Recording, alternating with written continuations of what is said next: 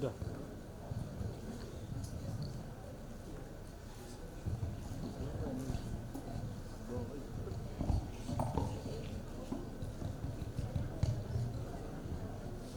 So, first of all, I would like to thank the organizers and government of Assam for arranging such an eventful day and fantastic event here at Guwahati today. Hello. So, and in fact, I am honored to be the moderator of this session, last session here of the day. And I like to welcome all our panelists and esteemed panelists, and we have a great day so far in terms of kind of insights and the knowledge that we have gathered out of this event. And today in our last session we have the discussion on collaborative governance integrating technology for cross-sector public service delivery. And throughout the day's event, we have delved into various aspects of how technology is transforming the public service delivery as a whole and improving the collaborative governance at a large scale. And our previous sessions, we have gathered knowledge on how AI and data analytics is revolutionizing the public service delivery and improving the citizen experience in getting the services. How emerging technology and digital infrastructure is playing a pivotal role in terms of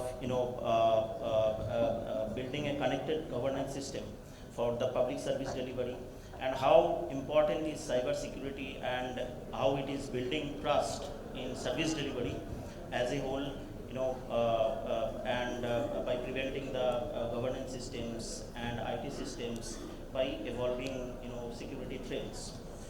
Today in our final session, we'll try to, we'll aim to tie up these themes together towards, focusing on collaborative governance.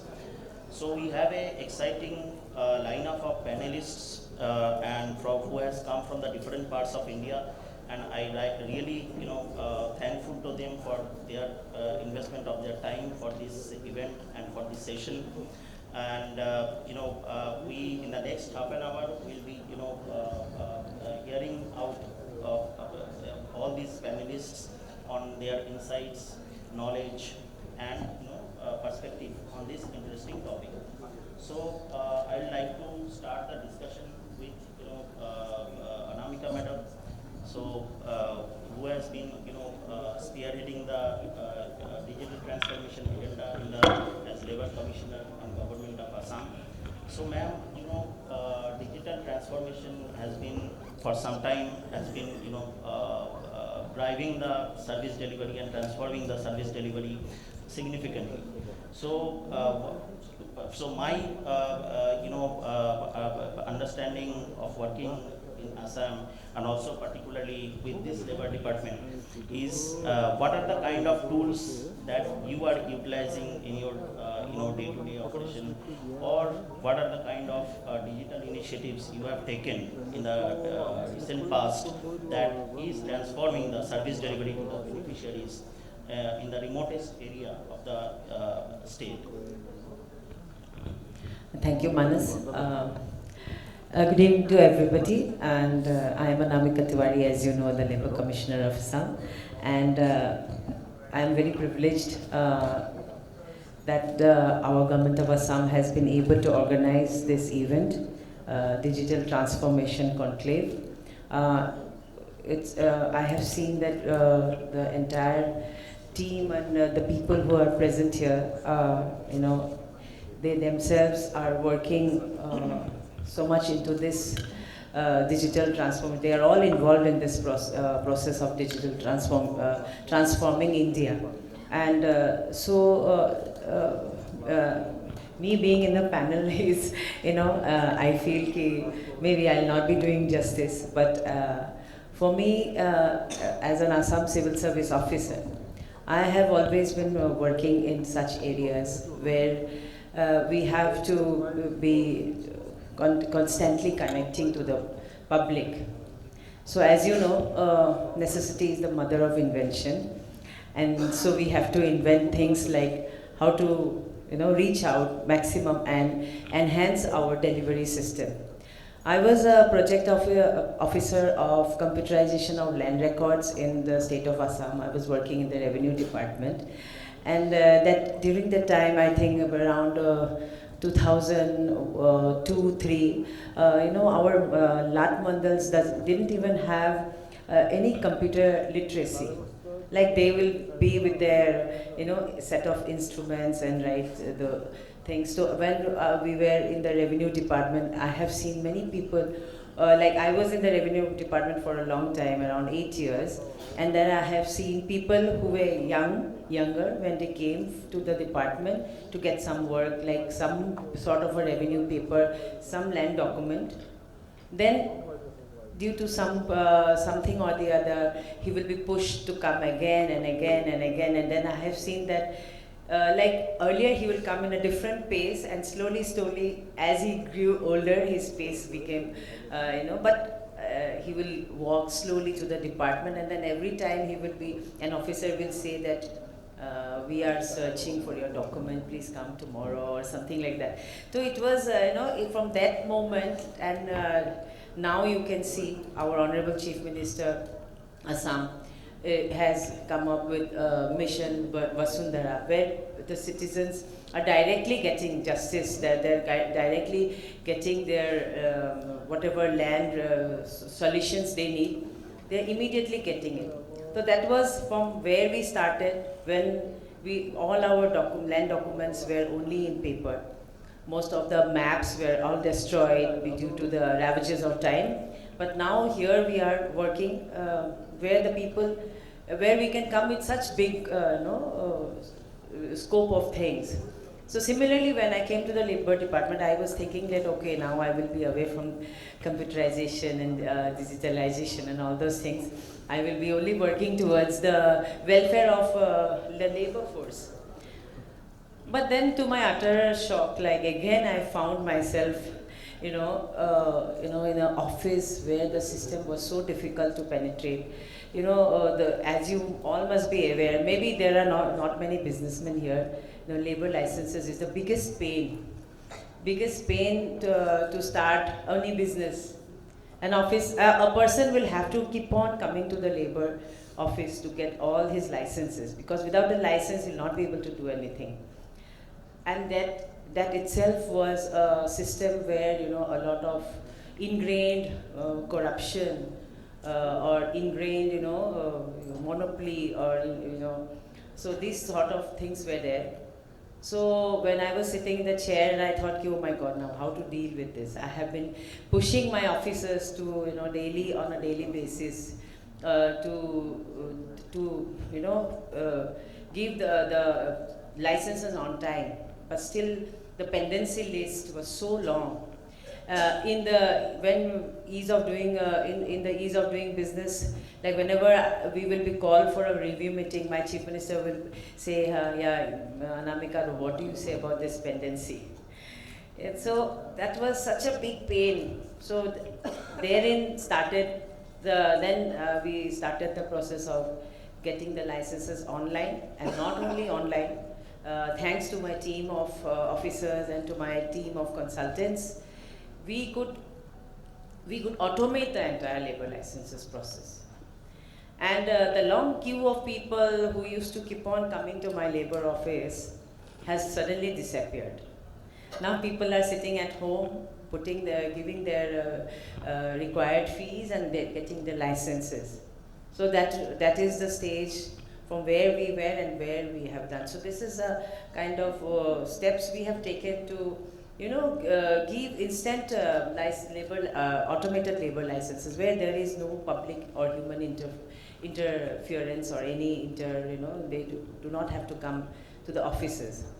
Similarly, for this, we have to give a lot of benefits to the unorganized sector of labor force, and wherein the building and construction workers are also there.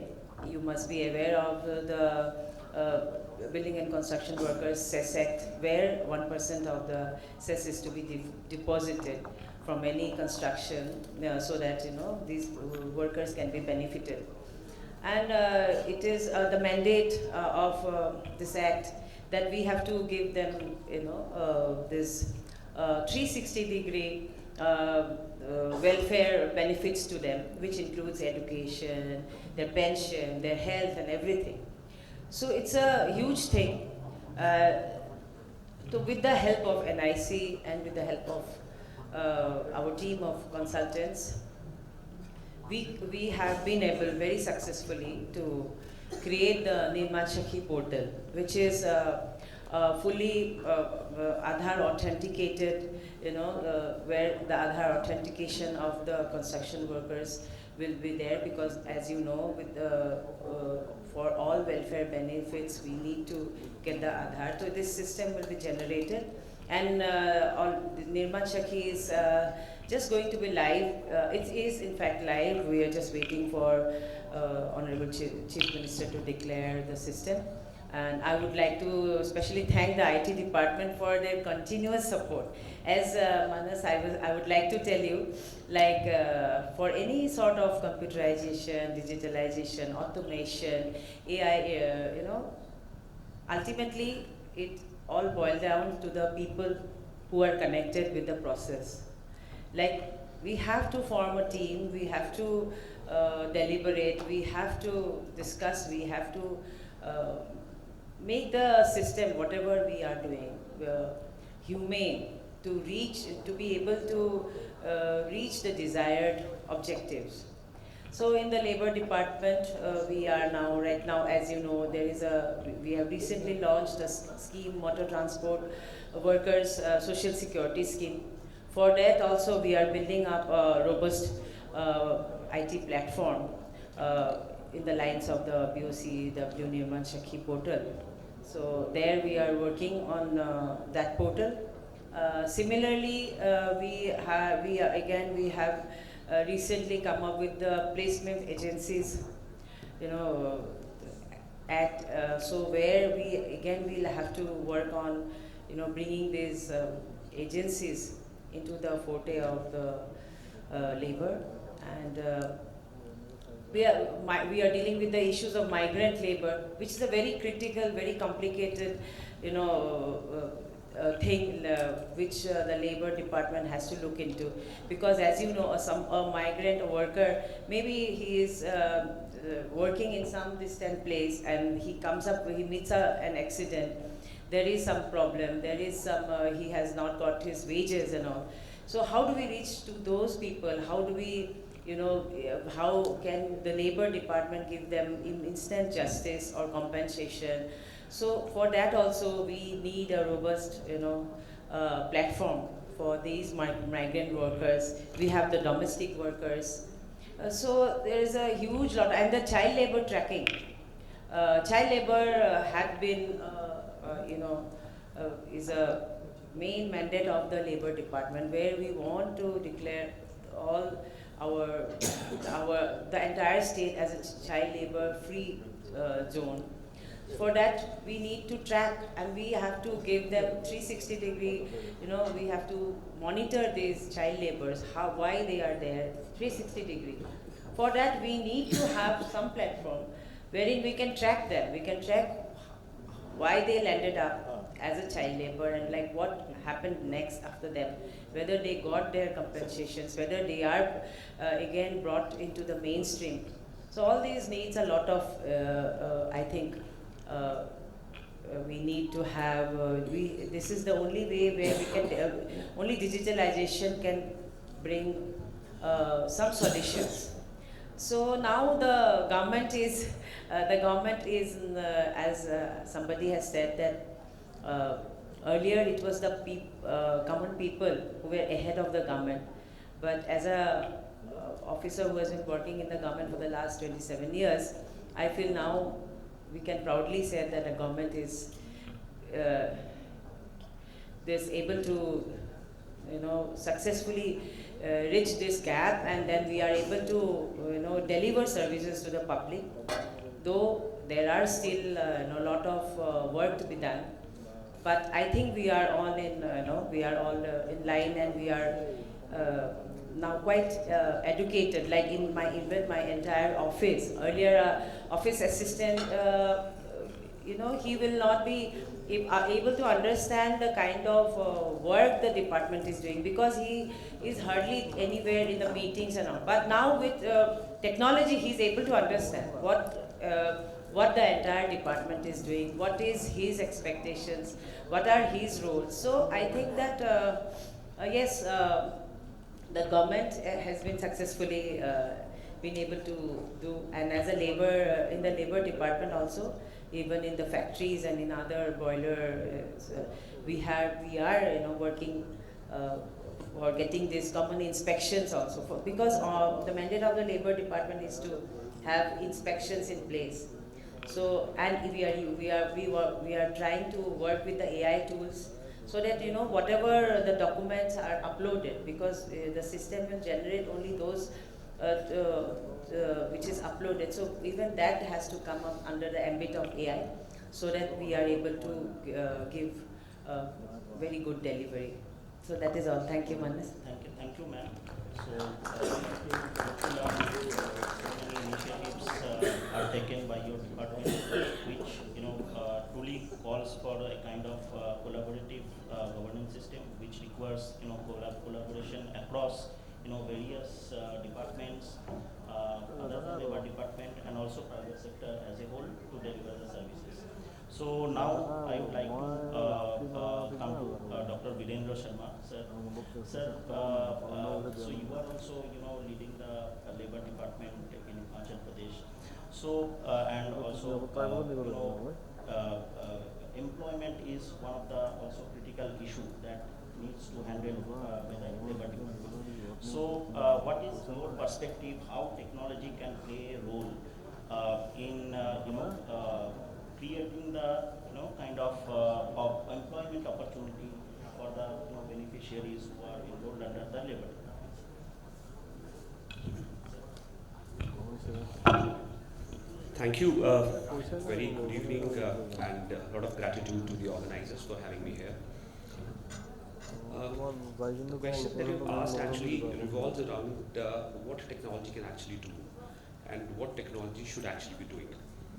Now, I believe, on the basis of more than a decade and a half of service in the government sector, that unless a technology makes something accessible, unless it makes something inclusive, unless it increases the quality of something, unless it fast forwards something, and unless it increases the transparency, it has no meaning actually.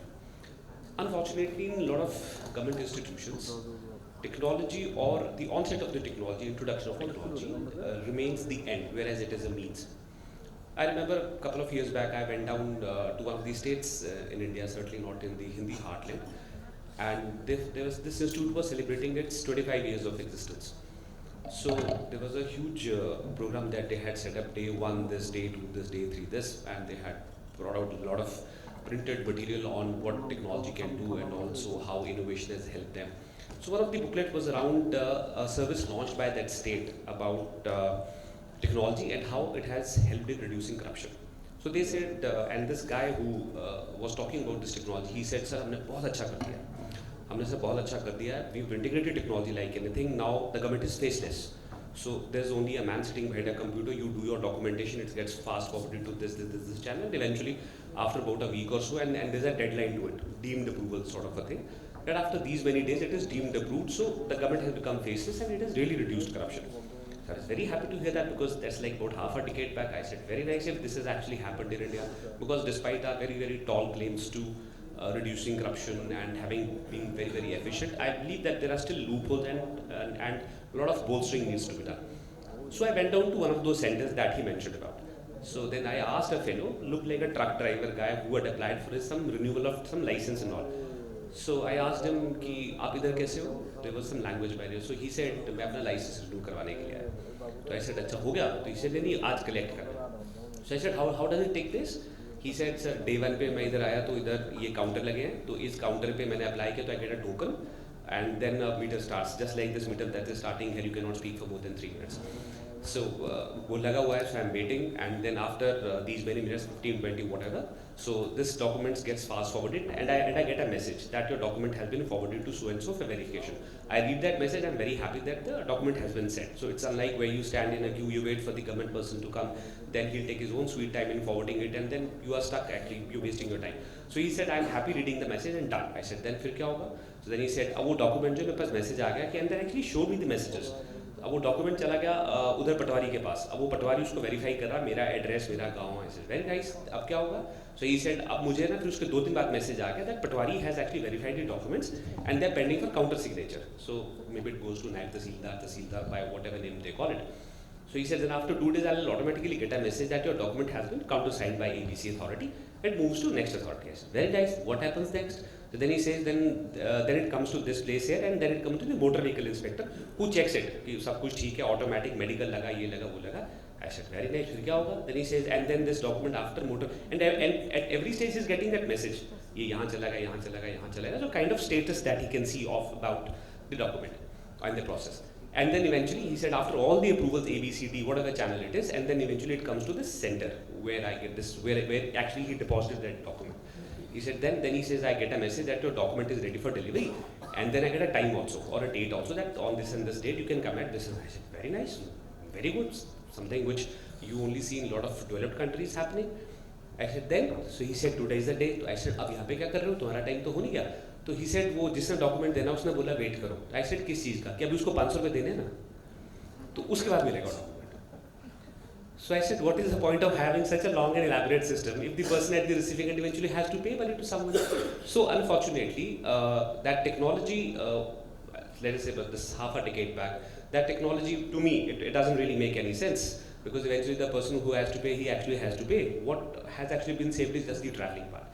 So this is some sort of an example that we had in mind in Labour Department, though I'm not very old in that department. As you said, employment is one of the perspectives. Himachal government some time back launched a scheme for self-employment. The scheme was about the taxis, e-taxis that we wanted to give them. We have a vision that we really want to bring down our carbon footprint. We really want to bring down the greenhouse gases emission. So that was the idea. So though a very small state, and perhaps may not be such a polluter at a level, but then we had this vision, or the Chief Minister had the vision that I really want to bring down this greenhouse gas emissions and want to make this a green state. So the first idea was, how do you integrate these people? So you have a department which will actually engage the taxi, that's first department. Second is a motor licensing department that will check that the person who gets the employment, he actually drives it and he has a valid license. Third is the bank who gives loan. The bank has to be sure that the person has the capacity to repay, doesn't have a record that will act as a barrier in repayment of the EMIs. Fourth is the police department, which also has to ensure that this person is not a repeated offender, is not a violator very often. So that was the fourth department. And fifth is obviously we, the department who has to ensure that the self-employment takes place, the numbers of the not employed comes down. So we developed this portal, and everyone who wanted to apply had to apply from his own. The documents will be there. Took some help of the UIDAI, purchased the software, which ensures that we could, because UIDAI doesn't really allow you to fetch the data from their site. It doesn't really give you that access. So purchase our software. So a person applies for the document. He doesn't need to go anywhere from his home. He gets his scan from a mobile cam scanner, whatever. He uploads it, and then it goes to the bank. The bank checks his credentials. Okay, it goes to motor vehicle inspector. He checks the licensing detail. Fine, not a repeated offender. Fine. It goes to police. Police does it automatically. It comes back to bank. Bank sees that okay, he has put in adequate papers. Subsidy can be released. Then it goes to the department which want, because there's a list of department who want to hire a vehicle. So that it goes to department that this is a vehicle available. Do you want to hire it? The department says yes, you want to hire it. All right. There's yes of department, and then finally there's a list of delivery agents who say that this vehicle is available for delivery. It's available in district A, fine. Not available in district A, go to district B. Vehicle is available, fine. If all this is done, subsidy is released, the person gets the vehicle, he just gets a message that your vehicle is ready for delivery, please come. The person goes to the delivery agent, gets the vehicle, and goes back home. Everyone falls in line. There's a system in place, and then he gets his vehicle engaged with the department. So that's a very small experiment that we did with just about 17 vehicles day before yesterday, only on 11th, when the state completed 2 years of its new government. Now, this is something that we are looking to upscale for, let us say, about 200 people in the state, or maybe 500, 1,000 beneficiaries in the state. So that is where I think when the upscaling takes place, when the number really comes in, then comes the role of technology. Again, because the burden will be more, the verification has to be done. Right now, it's just about 17 cases, 10 days was more than enough to do it. But when the number of cases is 1,000, 2,000, then how fast actually do you do it? That's the case where I think we are looking at technology. There are so many participants who came. One participant, NX, in the morning, he had a presentation about different verticals in which work. They're working on agriculture, they're working on smart cities, they're working on data. So such kind of partner that we are looking at as to how do we fast forward and how do we make this entire process seamless and obviously reliable also. And I invite a lot of people from here who are actually working in this field to please visit Himachal and let us take this process together as to how early and how better we can make it. Thank you very much. Thank you very much, sir. Great perspective and quite an insightful thought on the topic. So, sir, now I'd like to go to Mr. Nishant Thakur, Additional Secretary Education, Government of Himachal. Sir, Himachal has been a difficult terrain in terms of hilly areas and all. So, how are you tackling the challenges in school education system, like absence of teachers, monitoring of the infrastructure, where the real-time data generation is a kind of challenge due to bandwidth issues and all. So what is your perspective? How are you mitigating these challenges in your day-to-day strategy? Thank you, organizers and all present in the dais and off the dais. First of all, I'll start with statistics. Himachal Pradesh, as per TRAI report of maybe May 2023, had almost 87 lakh mobile connections. And the population, we have 2011 census, let's extrapolate it, maybe it must be around 73, 74 lakhs as of today. So this is the kind of penetration of phones. And mostly 75 to 80% of these phones will be smartphones. So basically, we have all the facilities at hand to curb these things. Now you're talking about geographical isolation of the educational institutions. For that, see, we have already mapped all the educational institutions. We have the coordinates. Now we are learning from many things. Now, in the sense, we are trying to geofence our educational institutions. We have already introduced biometric attendance. But again, when you talk about biometric attendance, you can mark it at any XYZ place. Just to check it, we are now in the process of geofencing our educational institutions so that the attendance marked to start with starting with teachers, so they do not run away or they do not attend the classes. This is an issue especially in isolated places in Himachal Pradesh. As you can see, we have a topography starting from maybe 300, 400 meters to almost 5,000 meters habitable place. If 4,500 meters, we have habitable places, and maybe education institutions at around 3,600, 3,500 meters. To that, you can always see we have the facilities. We have the facilities. Only thing is how to integrate them with technology, and we are doing needful for that. See, we are trying to, by use of technology, it is not just about curbing the problem of non-attendance of students and teachers. By the use of technology, we are also trying to rationalize the educational institution vis-a-vis the number of students, and then we are trying to rationalize the subjects. See, every educational institution cannot have every subject.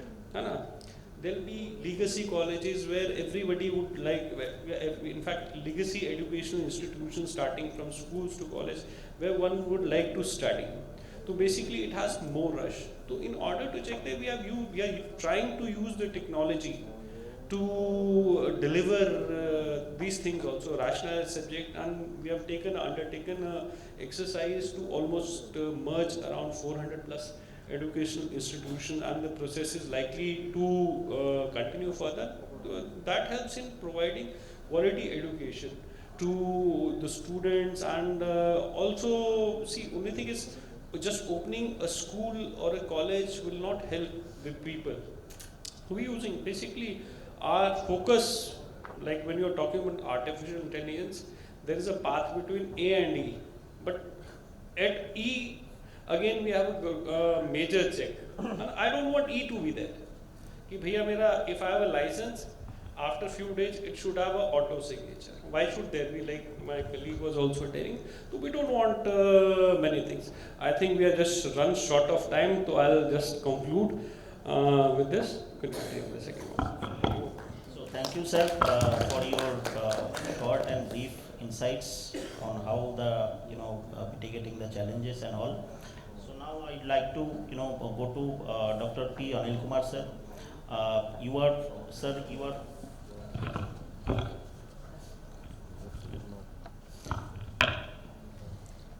So, sir, I like to mention, sir, as you are from Andhra Pradesh, and which has been historically, at the forefront of the digital transformation in the country. So, and school dropout is one of the critical challenges in this sector. So, with the help of technology, and it also requires kind of collaboration across various, stakeholders, government, private sector, and also civil society at sometimes. So, how are you, with the help of technology, is trying to address this challenge of school dropout in your state? Thank you, sir. First of all, I want to thank Government Connect and also Government of Assam for inviting us. Actually, I represented Commissionerate of All Education. This is higher education. This comes under higher education. And with this introduction of New Education Policy 2020, perhaps our state is the leading state in implementing in total as far as higher education is concerned. First, I would like to give a briefing about this. So there are so many verticals. For example, single majors are there, multi majors are there, double major is there, and minor subjects are there, skill courses are there, value education is there. So we have trained all our people, especially we selected, we have a collaboration with JNU Delhi, we have collaboration with University of Hyderabad, we have collaboration with IFLU Hyderabad for the major subjects. And also we have collaborating with so many research organizations for research purpose. And for value education, we also have collaboration with UNESCO for introduction of value courses like Cell and Seek, and also other very important, very famous organizations. This is one side about the collaboration. These collaborators, they train our faculty. All our 4,000 faculty who are teaching the degree classes have been trained. And for capturing everything from entry to exit, we have developed 7 apps. The important app is Teaching, Learning and Management app. It is biometric enabled for teachers as well as staff. So every classroom will be captured and it is recorded and diaries in there. So with this introduction of this TLP app, there is a tremendous drop in the school dropouts, that is college dropouts. And we also in total implementing internships because NEP 2020 focus majorly on skill education. And internship is one such area. So there is a mandatory 10-month internship. So for this also we have app that is called as IMAP app. So we have collaborating with every industry which falls under our state. And every Mandal college, they have to visit the nearby industry. And we have geotagged and geo-fenced all the industries. So the time stamp is also there. Whenever the student enters the industry, he has to be there from 10 to 5. It is also mapped. And every day, day-wise activity is recorded in the app. And weekly reports will be submitted and assignment will be there. This is about IMAP. And for this important innovation, we also continuously, the India Skill Report awarding Andhra Pradesh as the #1 state in introduction of implementation of internships. And these internships also facilitated us for 70% job opportunities. So now our state is, the degree students, they are getting 70% jobs. So this is the statement given by India Skill Reports.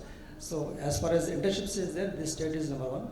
As far as placements is there, it is the third ranked one, for continuously for 2 years.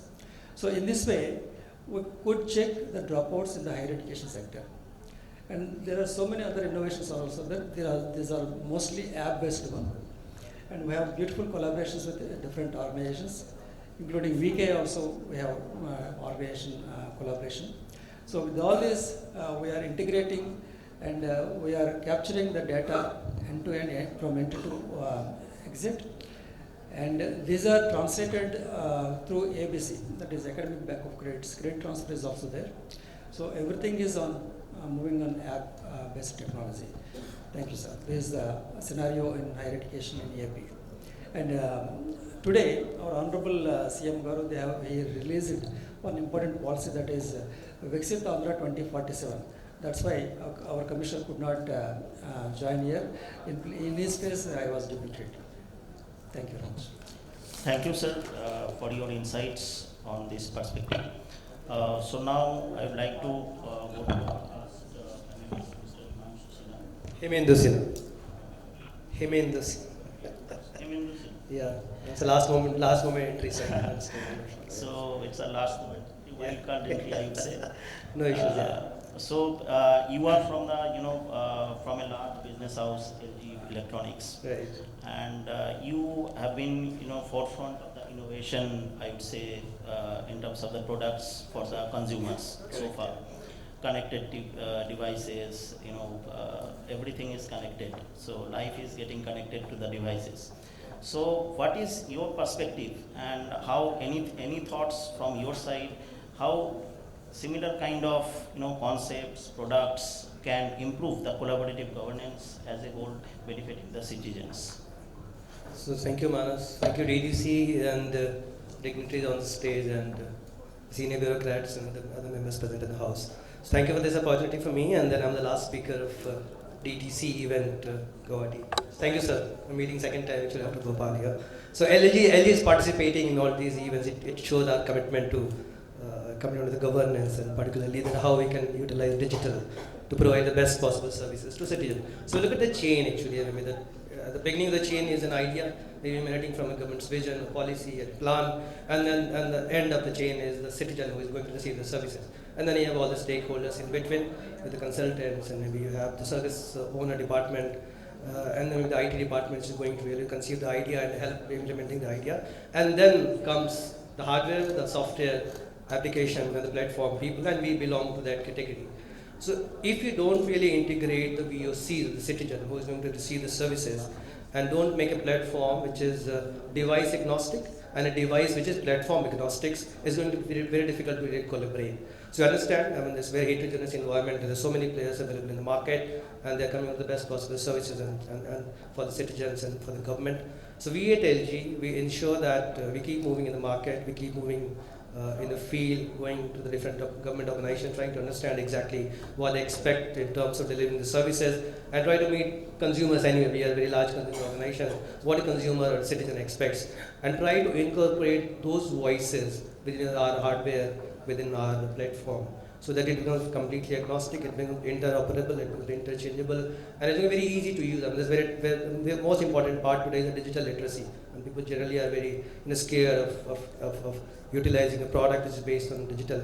So at LG, I mean, the innovation is the core, and that innovation is only which we receive based on the feedback which is received from our consumers. So we try to do that, we keep doing that. We have done a lot of these projects across the country, many states, and everyone sitting here, we are open to come and meet you and showcase what we can do in terms of providing a platform where we can collaborate easily across all the platforms, all the devices, and thereby you can roll your ideas into the actual service delivery. So I think we already run out of time. So that's it from me. I'm Hemendra Sinha, heading a business which is non-consumer. We all know LG is a consumer giant, but we do a lot of activities in the non-consumer space using AI and using other tools. And we are a technology company also. And we are doing a good job in terms of almost all the states. We have done some kind of solution delivery for particularly for education. So Himachal Pradesh and Andhra, we are doing a lot of projects in the education sector also. where you provide which is very solution which are very interactive, easy to use, and very user friendly. So please invite us. We are there, and we can help you to ensure that your idea, what you conceived, can be delivered in terms of the services. So thanks a lot, Mr. Sinha, for your insightful thoughts. So with this, due to paucity of time, so we have come to the end of the session, and I like to conclude here. And we have heard from our panelists insightful thoughts on